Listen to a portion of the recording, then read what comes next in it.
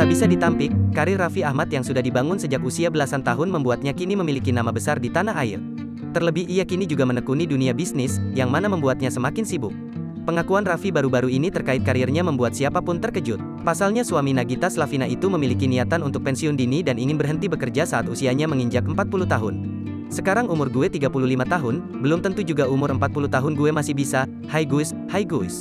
Badan gue sekarang sudah ngerasa nggak semudah dulu, ucap Raffi Ahmad dilansir dari YouTube Gue Entertainment, Jumat, tanggal 18 Maret tahun 2022.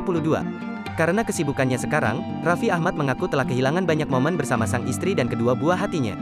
Sekarang gue mulai berpikir, gue punya anak, waktu itu gak bisa kita beli, ungkap Raffi Ahmad. Nih anak gue sudah 6 tahun, sudah punya bayi lagi. Waktu buat keluarga itu nggak ada banget, sambungnya. Oleh sebab itu, Raffi berharap nanti di usianya ke-40 tahun ia dapat menghabiskan lebih banyak waktu bersama keluarga kecilnya. Gue pengennya di umur 40 tahun, kalau orang bilang life begin at 40, kalau gue maunya life happy from 40, beber